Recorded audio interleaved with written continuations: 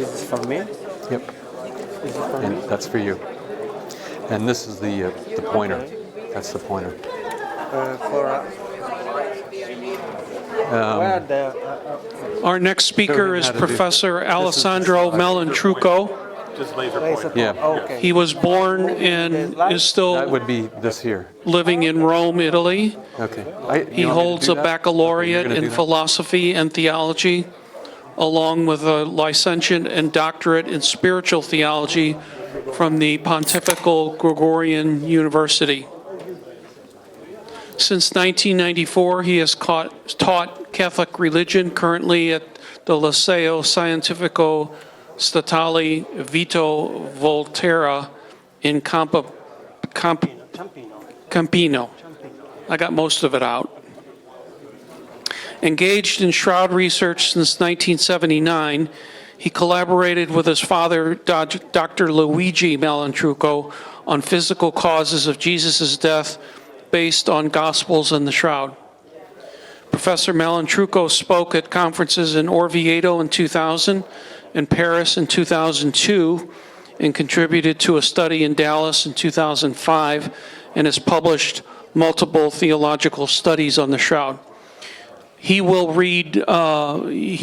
start with the first 3 slides, and then Guy Powell will read the rest of his paper. Professor Malantruco.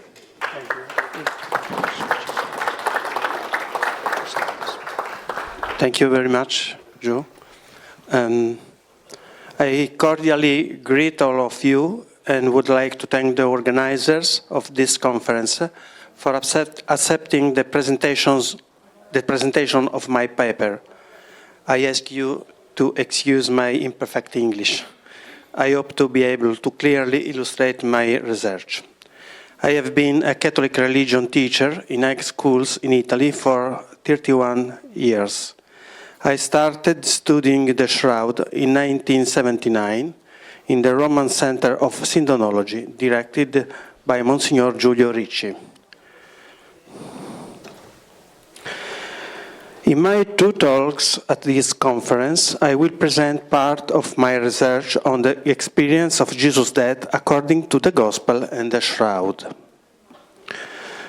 In my talk today, I will present a main part of my research concerning some of the most significant contents and results relating to the topics discussed at this conference. Now I ask Guy to read them my... Thank you. Okay. Let me just make sure. Yeah, so for more than 3 years, he's been working on research for the doctorate in spiritual theology at the Pontifical Gregorian University in Rome, achieving the highest academic recognition. The purpose of his study is to try to understand what Jesus experienced in his own passion and death at a human, physical, and psychological level, in order to deepen his spiritual experience as a point of reference for people. What I will present here today refers to the first 2 of 3 parts of my work: the historical and human fact of Jesus' death, and the Jesus' death in biblical perspective, and not as a chair of non-believers. My research begins by following first a medical and then a psychological path, as you see it described in this diagram. According to the opinion of many physicians, from a medical point of view, this cloth presents itself as a clinical document, allowing us to better understand the suffering experienced by Jesus in his passion and death. The starting point of this research is the medical, historical, and biblical studies performed by his father, Dr. Luigi Malantruco, during 15 years until his death in 1992. The specialization as a radiologist allowed him to examine the shroud as diagnostic image, enabling him to identify the physical conditions and a specific ultimate cause of Jesus' death on the cross. Luigi Malantruco's investigation was developed with a deductive method through diagnostic imaging. His attention was drawn particularly to some minor details in the gospel accounts of the Passion and in the Shroud, which allow for a specific analysis of the case of Jesus' death from a medical diagnostic point of view. Among these minor details that make Jesus' case peculiar, the first is the early death, which, according to evangelists, surprised both eyewitnesses and Pontius Pilate. In fact, the two men condemned together with Jesus did not die as quickly as he did, and were killed by crucifragium. Condemnation to the cross caused a very slow death by dripping. Another feature that makes the case of Jesus' death unique is the agony in Gethsemane during the prayer after the Last Supper, with evident signs reported by the evangelists of severe and physical and mental suffering that he endured. Also unique is the event of the wound in the side, inflicted as an ascertainment of death due to a surprising immediate spillage of blood and water from the corpse. Then there is the unnatural rigor mortis that can be observed in the shroud due to the phenomenon of cadaveric spasm. Diagnostic analysis of such items leads to the following results. Final cause of Jesus' death is cardiac tamponade by post-infarction hemopericardium. Cardiac tamponade by post-infarction hemopericardium. Excluded causes are asphyxia, orthostatic collapse, traumatic serious pericarditis, and hemothorax. Additional possible causes could be hypovolemic shock and tetany, moving the date of the Last Supper date from Thursday to Tuesday. Let us now see the important factors of this diagnosis by comparing the analysis of the images in the shroud with the elements found in the gospel accounts, but also in the later interpretations in the New Testament and even in the anticipations found in the Old Testament. The hypothesis that Jesus suffered a heart attack while praying at Gethsemane after the Last Supper takes its origin from the end of this process, namely the spillage of blood and water from the wound in his side, as we will soon see. In Luke's account in chapter 22, verse 44, in Jesus at Gethsemane is described the phenomenon of blood sweat, medically referred to as hematidrosis. It originates from a very intense psychophysical stress, which in Jesus is also described by Matthew in 26:39 by falling with his face to the ground. The Synoptic Gospels report a deep inner struggle of the Nazarene facing the imminent prospect of his own death. The infarct process is the interruption of blood flow by a coronary occlusion in a cardiac section normally supplied by arteries.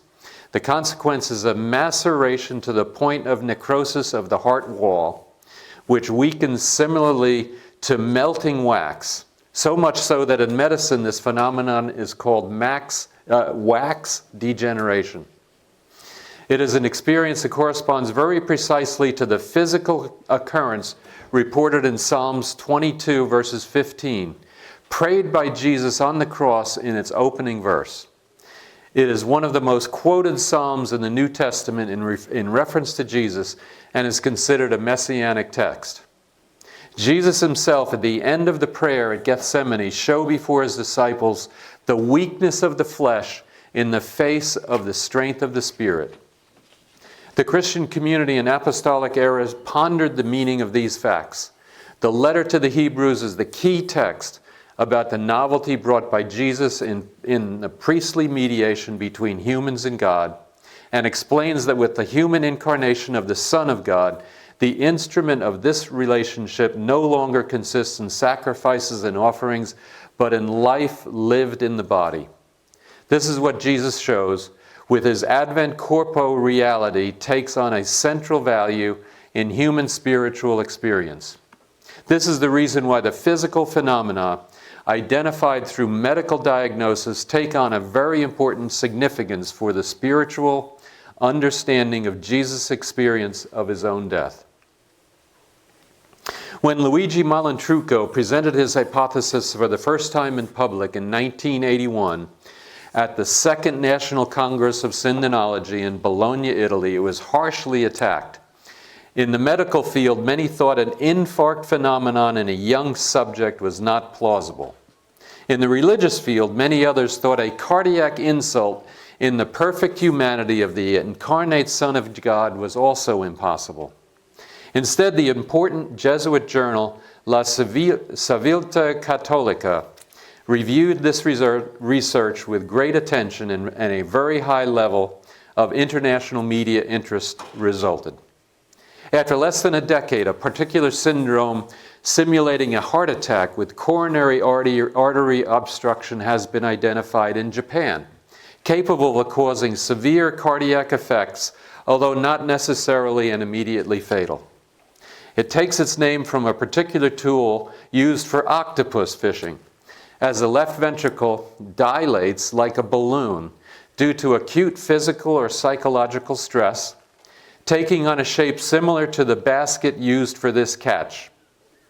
The danger of imminent death and a deep condition of loneliness can lead to this pathology. These are features corresponding to Jesus' agony at Gethsemane. This is the Takotsubo syndrome, which Dr. Piero Pescatelli spoke about at the Pasco Shroud Conference in 2017, confirming Luigi Malantruco's insights. Several scholars agree with this diagnostic sequence. It was also recently taken up and supported by physician and theologian Salvino Leone in his book, Indagine sulla morte di Gesù. Something About the Death of Jesus. Thank you for that. But the origin of this diagnosis dates back to 1847, half a century before the scientific discovery of the shroud. Dr. William Stroud, president of the Royal Medical Society of Edinburgh, compared the description in the Gospels of Jesus' death with the features of the death of some of his patients from post-infarction hemopericardium. The extremely distended pericardium causing a loud cry of pain before dying. The occurrence of decomposed blood between the serum and the corpuscular component within the pericardial membrane, with the former floating above the latter. It is amazing to note how the broken heart syndrome corresponds to the first part of Psalms 69, verse 21, much quoted in the New Testament in reference to Jesus and considered messianic. Let us keep this in mind, for we will later find a connection to the second part of the same verse in Jesus' experience, detectable by other scientific methodologies. John chapter 19, verses 34 and 35 report eyewitness testimony under the oath of truth about the wound in Jesus' side inflicted by a soldier with a spear stroked to ascertain his unexpectedly premature death, from which blood and water immediately spilled out. It should be noted that the Greek verb Enixen, thank you, indicates the gesture of piercing, prodding, and not run through, passing from side to side. For the required operation, it was sufficient to verify that the man did not react to the painful stresses to ascertain his death. It was not necessary for the stroke to reach the heart by acting cruelly on the inert body. In the shroud at the level of the man's right side are visible the stain left by his wound and the blood mixed with water that spilled out from it. The wound measures just over 4 centimeters wide and about 1.5 centimeters high. It stayed open, not healing, an indication that it was produced in a lifeless body. The blood dripped copiously with an immediate spillage from the lateral edges of the wound and not vertically while the spear was still inside the body. It shows a clear decomposition into 2 parts, a lighter serous one, almost watery and transparent, the other red, the corpuscular one denser and heavier. This is a copious amount of blood profused very quickly because of the pressure inside the pericardium, which was the cause of the cardiac arrest by tamponade, where it was contained already decomposed into 2 parts, and certainly not because of the arterial pressure now absent in the dead person. The pericardial membrane had filled with blood due to the rupture of the myocardium, which had settled already within an hour of death, resulting in the separation of the serum. So the blood that came out was from inside the heart, passing through the pericardium, and death occurred because of previous internal factors, not because of the spear stroke. Congregational exegete and theologian Charles H. Dodd remarked that the eyewitness account reported by John unwittingly provided the elements for a medical diagnosis by Dr. Luigi Malantruco. The wound in the side is the keystone for understanding the physical causes of Jesus' death through synoptic analysis between the Gospel of John and the shroud. Regarding the wound in the side, the congruence between John's account and the shroud analysis is complete and unimaginable before scientific discoveries in 1628, cardiovascular system, and in 1898, the shroud image. This exceptional nature of the event of the wound in the side, with immediate spillage of water and blood and water, is emphasized by John's solemn oath to tell the truth about what he witnessed, unique in the whole New Testament. Even on its own, the comparison of the side wound, John's account, with the print on the cloth allows the shroud support its identification as the original burial sheet that wrapped Jesus' body after the crucifixion and during his deposition in the sepulchre. The medical diagnosis compared with the gospel account of the Passion reveals that the side wound is an open window into Jesus' experience from Gethsemane to Golgotha. The diagnostic hypothesis of too early Jesus' death on the cross due to tamponade and cardiac arrest resulted from a post-infarction hemopericardium, faces a serious obstacle in the chronological issue. Indeed, for heart wall rupture and blood effusion into the pericardium to be developed, at least 46 to 48 hours must have passed since the beginning of the infarction, 60 hours before the optimal time. That is more than 2 days. Traditionally, the prayer at Gethsemane after the Last Supper is placed on Thursday, late in the evening, according to both the short chronology of the synoptics and the long chronology of John. Jesus certainly dies on the cross on Friday afternoon around 3 p.m. The period of time between the two occurrences would be only 15 hours or so, absolutely lacking for the malachic process to mature. In fact, both evangelists' chronologies show difficulties, as even admitted by Pope Benedict XVI in his book Jesus of Nazareth. The issue appears as a sticky situation. It is complex and difficult for historians and exegetes to determine with confidence the exact time sequence of events. Just a second.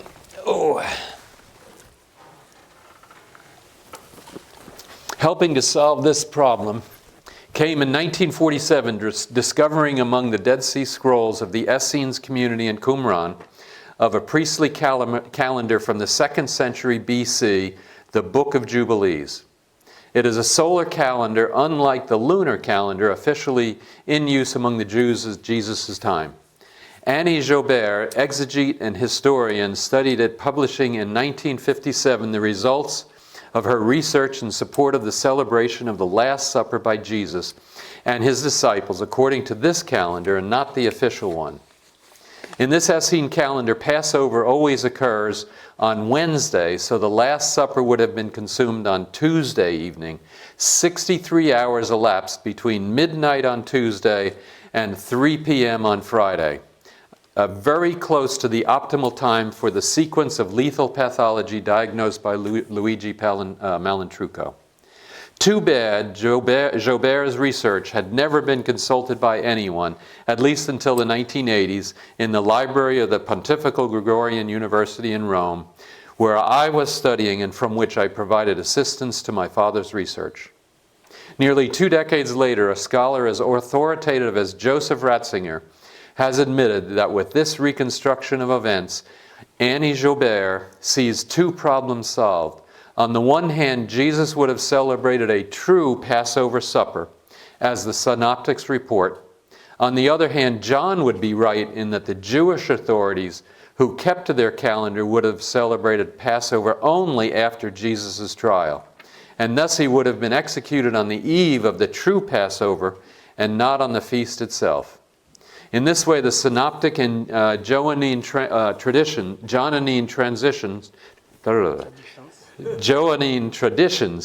appear equally right on the basis of the difference between two different calendars. Is it possible that Jesus and his disciples chose to use the Essene calendar for the celebration of the Passover? Some evidence supports this thesis, despite the fact that no trace of the Essenes is found in the New Testament, who are instead remembered and described in their customs by the accounts of Josephus Flavius, Philo of Alexandria, and Pliny the Elder. Archaeologist Bargil Paxner has identified the location of an Essene quarter on Mount Sion in Jerusalem near the Essenes Gate. At least part of this male monastic community lived here. Scholars such as Pixner and Jean Daniello assume that the Essenes offered their space for Passover on the condition that their purity rules, including avoiding bloody animal sacrifices, were observed. This is congruent with their lifestyle as described by historical sources. Luke chapter 22, verses 8 to 13, and Mark chapter 14, verses 12 through 16 report that Jesus sends Peter and John to Jerusalem, "Go and make preparations for us to eat the Passover." They ask him, "Where do you want us to make the preparations?" The rabbi instructs them, "When you go into the city, a man will meet you carrying a jar of water. Follow him into the house that he enters." It was usually women who performed this action. Why does Jesus specify an unusual male figure? Probably because he was a member of an exclusively male community, such as just that of the Essene monks. The large upper guest room furnished and ready is most likely the same one in which, according to Acts chapter 1, verses 13 to 14, the 11 apostles with Mary, Jesus' mother, along with some women and Jesus' brothers, usually gathered after his ascension to heaven. Luigi Malantruco considers it evident that this rebus of the double calendar, which was reasonably clear during the early days of the dawning church, has become more and more complex as the church detached itself from the Jewish setting and it grew in a pagan environment, where the problems of the ancient Jewish sects were unknown. The relationship between the group of Jesus and the apostles with the Essene community deserves further study. Chronological data in the Gospels show that Jesus, according to the official Jewish calendar, died on Friday, Nisan 14, the day of Paraskivi, the eve of Pesach. In 1910, Dr. J.K. Fotheringham of the Oxford University Observatory published an astronomical table showing that this coincidence occurred in 27, 30, and 33 AD. On this basis, in 1928, the Reverend David Ross Fotheringham, in his book The Date of Easter, proposed as the date of Jesus' death Friday, April 7th, 30 AD. This is the date of the Passover of that year in which most scholars currently agree. The Last Supper would therefore have occurred on the previous Tuesday after sunset, the beginning of the new day for the Jews. For us, Tuesday, April 4th, Wednesday, Nisan 13 in the Jewish calendar. There is a 3-day gap between the Essene Passover on Wednesday and the official Passover on Saturday. Between AD 26 and AD 35, the only year in which this happens is AD 30, supporting the main hypothesis. This complex, careful, and transdisciplinary effort in historical reconstruction shows that if we accept the shroud as a relating of Jesus' death, it provides us a material source that necessarily leads us to reconsider the conclusions previously reached based solely on the literary sources. A diagnostic analysis of Jesus' death can provide useful information for clarifying some unclear questions in the historical reconstruction of the events relating to his agony. It is plausible, knowing he would not be able to celebrate Passover with his disciples according to the official calendar, Jesus chose the alternative offered by the Essene community through the Jubilee calendar. The Shroud and the Gospels are confirmed as interdependent and complementary historical sources that corroborate one another. Now I turn to the analysis of the psychological features of Jesus' experience of his own agony and death. In an interesting study about the psychological outline of Jesus in his passion, Annalisa Damascio Lorenzoni observes that from the gospel accounts there are evident in the Nazarene's skills of both training and self-control over his own impulses. Through an ascetic life, but one devoid of mortifications, he knows how to direct both his life and death impulses toward a form of positive, constructive, and non-destructive aggressiveness that enables him to face the main challenges of his own human existence. He is able to firmly uphold his own identity and mission, even in the face of his enemies. He knows how to firmly oppose the Pharisees who want to put him in a difficult position and condemn him. He fully realizes and incarnates his own religious teaching by loving others, including his enemies, to the point of self-giving through death on the cross. Psychoanalytic analysis may prove useful in understanding Jesus' experience of his own agony and death, particularly regarding the ways in which he managed his own psychic suffering. Unfortunately, not all of the scholars' works in this field seem to be respectful of the genuine spiritual sense of Christ's passion experience related in the gospel. Through an effective psychoanalytic reading, Francois Dolto remarks how Jesus' inner mindset in his passion is by no means one of self-pity and victimhood. The greatest contribution from this point of view comes, in my opinion, from Massimo Ricalciati's recent analysis about Jesus' night at Gethsemane. In relation to the focus of my research, the key point of the psychoanalyst's reflection lies in identifying this experience as a division in Jesus' life, especially at the moment of the existential twist between his two prayers. The first, unheard by the Father, in which he requests him to suspend the law of death in the name of the law of life, and the second in which he agrees to the silence and absence of the Father in a condition of de facto atheism, and assumes in his own heart the choice of a new law that affirms life through self-giving beyond the law itself, adhering in a totally free spirit to the will of the Father. The outcome of this examination sheds light on the spiritual drama experienced by Jesus in his humanity, psychically and physically. In the unfolding of this sequence of events occurred the heart attack syndrome. Later, worsened by the tortures he was subjected to until his crucifixion, it brought him to a quicker end than it should have been. It is this spiritual conflict that has its genesis in the physical death of Jesus, which shows two dimensions, a final public one at Golgotha and an initial intimate one at Gethsemane. When John, in the prologue of his Gospel, chapter 1, verse 18, declares that only his teacher, the only begotten Son who is God, has revealed the Father, he uses the Greek verb exegeomai, which means to explain. And when Luke chapter 24, verse 27 narrates the meaning between the risen Jesus and the disciples on the road to Emmaus, he writes that the teacher, beginning with Moses and all the prophets, he interpreted to them what referred to him in all the scriptures. He uses the Greek verb, diermeneuo, which means to interpret. For the evangelist, Jesus is the authentic interpreter, exegete, and hermeneut of his own experience according to the scriptures.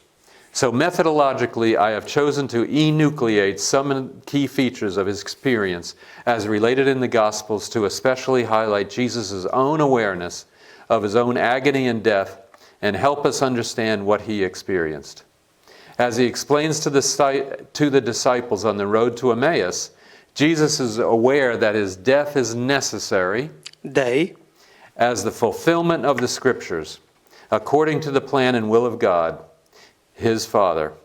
It is a mission for him that he understands and freely agrees that he must fulfill. Jesus knows that a clear hour Ora is fixed in which this is to happen, and he is able to identify it. It is a moment in the sequence of a chronological time, but also a specific situation determined by some particular conditions. It is a supreme moment identified by its features as absolutely appropriate. The fulfillment of a plan.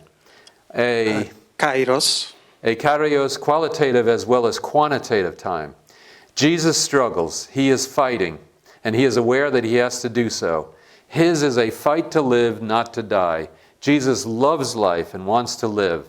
The Greek word used by Luke to indicate the situation at Gethsemane agonia, has come in this same form in our contemporary languages to indicate the painful fight for survival of those who are in danger of losing their lives. The heart of the conflict that Jesus intensely and deeply experiences at Gethsemane in Luke's account is between two wills, telema, his own to live and the Father's, which provides instead for the necessity of his death. As he resolves this conflict, renouncing his own will in favor of the Father's, that spiritual turning point takes place that, as we shall see, will also leave its traces in Jesus' emotional experience. Jesus clearly shows the power exousia, he has over his own life. It is not only a decision-making power, but more fundamentally, the concrete and effective authority both to give and to take back his own life. No one can take it from him. In John 10:17, the Greek term used for life is not zoe, the life of the physical body, but it is psyche, the spiritual life. This is a similar distinction to what Jesus teaches in Matthew chapter 10, verse 28. Do not be afraid of those who kill the body, soma, but do not have the power. dynamai, but exousia in Luke 12:5. Yep, in Luke 12:5. Thank you. To kill the soul. Psyche, It corresponds to the breath of life, ruha, of God the Creator in Genesis. The investigation of Jesus' emotional experience facing his own death through the Gospels and the Shroud is the most innovative part in my research. After studying the works by other scholars, trying to link together different papers in a transdisciplinary format, now I present my most personal contribution to this study. I have been working mainly in two directions, analyzing the emotions of Jesus at the moment of his death, as imprinted on his face that can be seen on the shroud, and mapping the range of emotions that Jesus felt from Gethsemane to Golgotha in the records related by the evangelists. But what are those emotions? How do they work? What are they used for? And how can their decoding contribute to our understanding of Jesus' experience during his struggle to live against the threats he faced, against the death threats he faced? Emotions are intense, automatic, effective reactions to environmental triggers. They present acute onset and short duration. They have an adaptive function inside the subject and an external communicative one. Their facial and physiological expressions are universal, independent from any form of education or social and cultural conditions, as well as of subjective intentionality. To this purpose, I found two excellent tools for studying in the work of psychologist Paul Ekman: the FACS method for decoding emotions through facial expressions, and the Atlas of Emotions. They have come to the wider audience's attention for about 15 years through the television series Lie to Me and the two animation movies Inside Out. For the analysis of Jesus' emotions on his face in the shroud, I availed myself of the partnership of Italy's leading scholar in this field, psychologist Enzo Carmoil of Gorizia. He directed me to further contacts with sculptor Sergio Rodella in Padua and volcanologist Giuseppe Mastro Lorenzo in Naples. I also proposed further checking for this investigation to psychologist Katharina Fuchs at Pontifical Gregorian University in Rome. Professor Kermol confirmed that he could work on decoding the emotions of Jesus' face on the shroud, having already worked in this manner on burial masks. He then manifested the need for two supporting sources, first comparing with a co-eval peer to the shroud. He suggested checking sources about the victims of the Vesuvius eruption in Pompeii and Herculaneum in 79 AD, only about 50 years after Jesus' death. Their casts show conditions of cadaveric rigidity that are comparable to those found in the crucifix, whose traces were left imprinted in the shroud. So I contacted Dr. Giuseppe Mastro Lorenzo, volcanology at the Vesuvius Observatory in Naples, who studied the causes of those victims' deaths. The extremely powerful heat wave from the volcanic eruption shocked the people of Pompeii and Herculaneum, instantly halting their lives. The cadaveric spasm phenomenon, a rare but diagnosed form of sudden muscular rigidification associated with an instantaneous violent death, has been found to crystallize the last action performed by people before death. Master Lorenzo agrees that comparing the casts of these victims with the image on the shroud, the unnatural and instantaneous rigor mortis also affected the facial muscles, and that once the face is rigidified in cadaveric spasm, it is not possible to work to mechanically change its position. I was enabled to provide Enzo Kermol images of the Jesus' body, and particularly of Jesus' face in the shroud, thanks to Barry Schwartz's permission to use his 1978 Stirp photographs. At this point, the need emerged for a second element to support the investigation requested by Enzo Kermol. To work optimally, two-dimensional images of the shroud, such as those in photographs, would not be sufficient. A three-dimensional model was needed. I contacted sculptor Sergio Rodella, who in the same years as my doctoral research had been working on the three-dimensional reconstruction of Jesus' body in the shroud. Together with Enzo Kermol, we went to Sergio Rodella's atelier in Padua, confronting him for a day about his anthropometric method and the results of his work. We checked the considerable reliability of the three-dimensional model he realized, on which Kermol was directly able to work.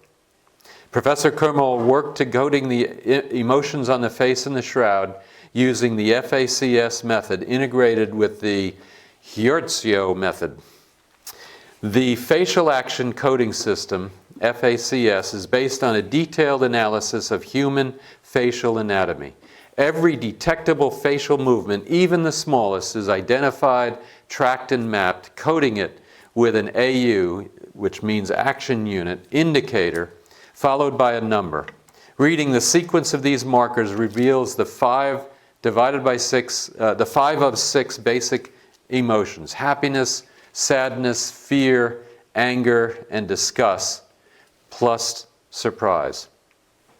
The prevailing emotion on Jesus' face at the moment of his death, as seen imprinted on the shroud, is sadness. The analysis conclusions of Professor Kermol were confirmed by an independent examination by Professor Fuchs. In psychology, sadness is the effective reaction to a loss that the individual experiences. Here, no doubt, we are dealing with the loss of life, and with all that has preceded this moment. The insults and tortures suffered, the abandonment by almost all those he loved most, especially that of the Father. My God, why have you forsaken me? As we know from Matthew 27, verse 46, and Mark 15:34, and Psalm 22, verse 2. In the psychology analysis of emotions, the expression of this sadness through the face displays a further meaning.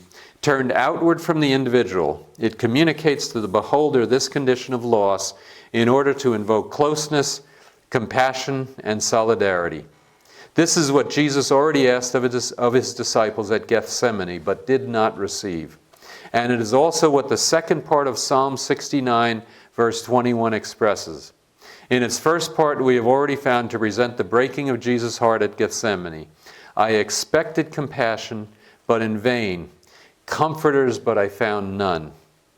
This single verse on its own incorporates the correspondence to the entire psychophysical experience of Jesus' death, from the prayer at Gethsemane to the death on the cross at Golgotha.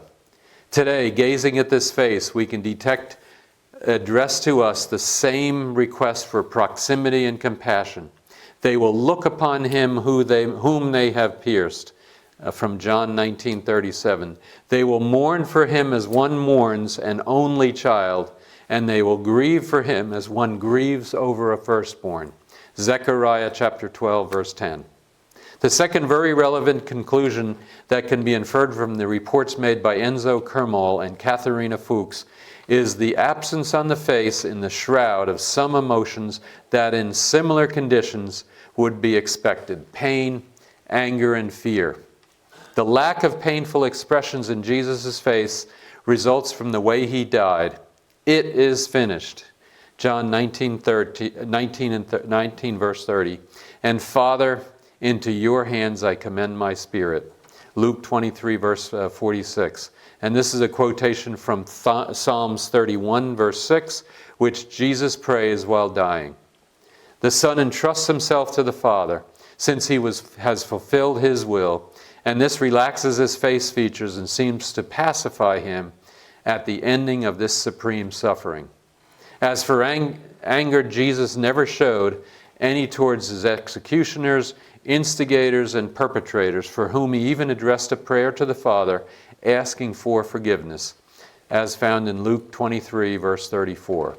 Fear, on the other hand, is present in the most intense way in Jesus at Gethsemane, but it disappears in the moment of that existential twist between his prayer and the second, between his first prayer and the second, as Massimo Ricalciati has observed, when he decides to do Father's will his own.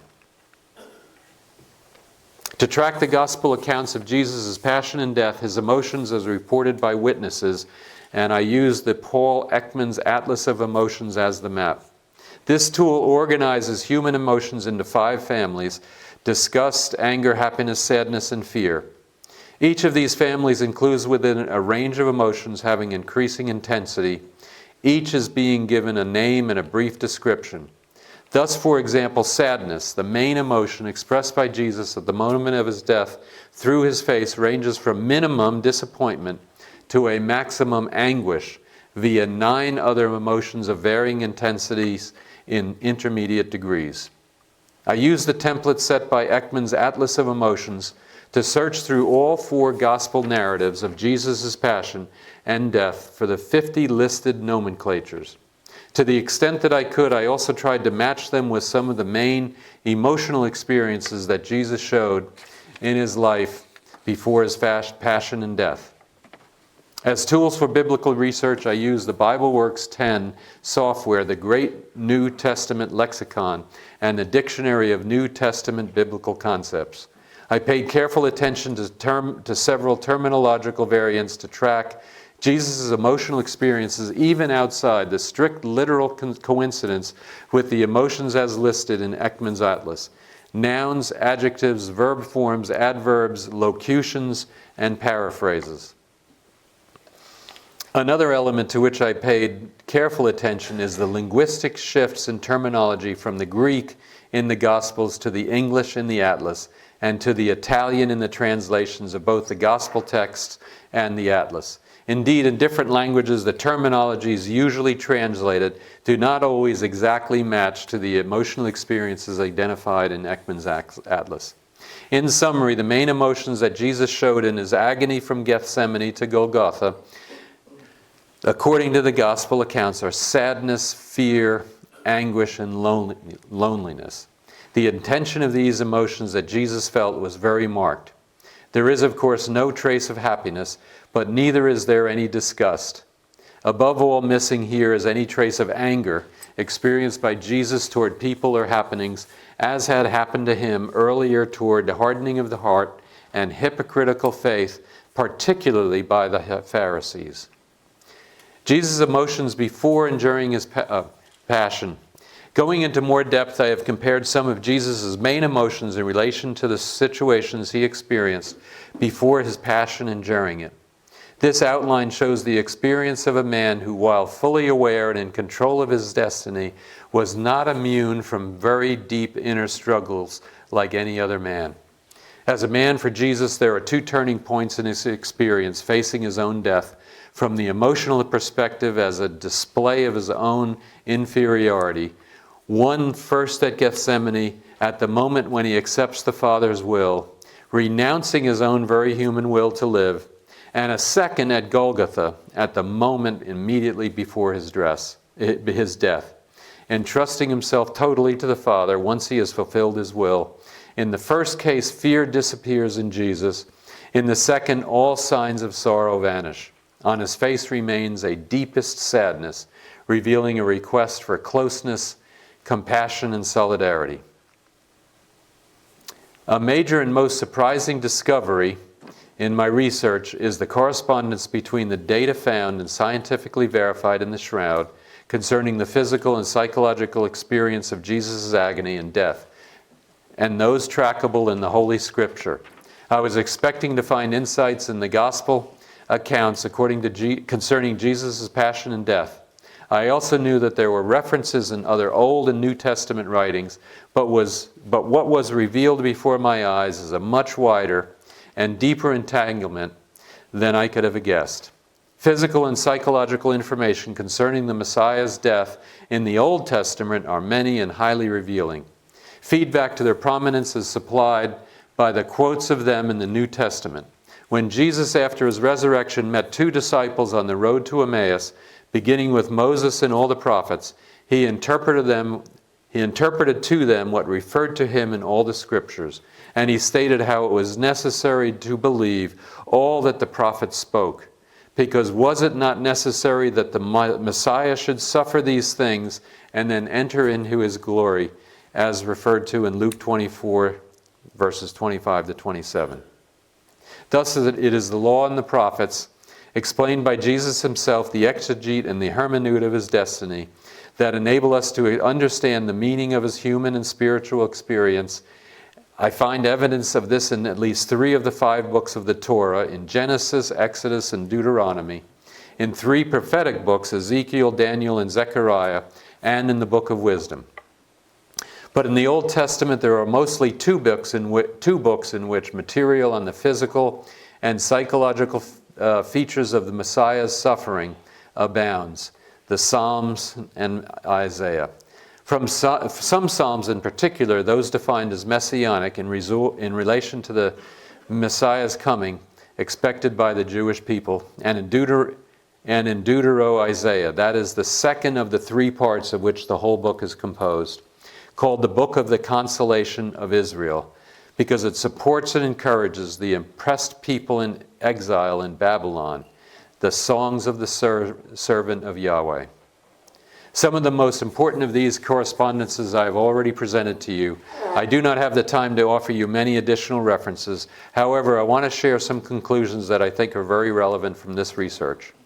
When the authors of these Old Testament writings drafted them, they could not have guessed that specific psychophysical features of the Messiah's sufferings would find such an accurate correspondence in Jesus' experience through scientific analysis. Theoretically, on the other hand, the New Testament authors could have forced such correspondences by describing in their writings features matching to messianic prophecies found in the Scriptures before Christ. An interpretive leaning has developed and established itself among biblical scholars that explain some New Testament passages as vaticinio ex eventu or theologumena. All right. The former would be prophecies reported after the foretold events, but presented as if they had been formulated earlier. Thus they would present a prophetic form having I can't now, I lost my say. Having instead a retrospective content. In our case, they would have the function of validating the Christian message. The second are theological hypotheses that are reasoned, but lacking an adequate biblical Let us consider a typical case in the relation to the subject of this research. For centuries, there has been much debate about the interpretation of the spillage of blood and water from Jesus' side wound on the cross. Many leading theologians have given a symbolic interpretation of it, such as sacramental, in relation to the element of water for baptism and blood for the Eucharist. Comparative analysis of the wound in the side between John's account and the print in the shroud shows an objective, medically verifiable correspondence, thanks to knowledge that has developed from the 17th century to the present day and will presumably improve further. Weighing greatly on this physical element of Jesus' death experience is John's oath about the truthfulness of his eyewitness testimony. Charles Dodd rightly notes that since this is a unique case in the whole Testament, Apax legomenon. It absolutely cannot be underestimated. John did not fabricate the spillage of blood and water from Jesus' side wound for the theological reasons, but after seeing and witnessing Jesus' death on the cross, he understood the link in the correspondence with the scriptures of Israel. He was certainly helped by his teacher in the 40 days between the resurrection and ascension, and by the following theological reflections in the apostolic community. That is why immediately after his eyewitness sworn testimony he writes, "For this happened so that the scripture passage might be fulfilled. Not a bone of it will be broken." And again another passage says, "They will look upon him whom they have pierced." And those are from John 19:36 and 37, linking the events he witnessed to the Mosaic prescriptions of Pesach and Exodus chapter 12:46, found also in Psalms 34:21, and the prophecy of Zechariah 12, verse 10. Applying scientific, medical, and psychological studies to the investigation through the shroud and the Gospels of Jesus, lived experience faced his own death, naturally and necessarily leads to a critical review of some theological postulates taken for granted by many scholars. Concluding this talk, I want to share with you my personal persuasion that the shroud is a sign that has been given to us, destined to be more and more and better understood as scientific, historical, and biblical studies evolve in a providential unfolding through the course of history. I agree with Larry Stawley by identifying it as the sign of Jonah. And evil and unfaithful generation seeks a sign, but no sign will be given to it except the sign of Jonah the prophet. Just as Jonah was in the sign of the whale 3 days and 3 nights, so will the Son of Man be in the heart of the earth 3 days and 3 nights. We have before our eyes the sign of the Son of Man, in his having been in the sepulchre and descending into the netherworld. And that I'm going to conclude my reading, and it's up to you now. That's the conclusion. Thank you very much. Absolutely. Thank you to all. Thank you. We're not going to have time for questions. We're going to dinner in about 5 minutes. We'll see you back here at 7. Thank you.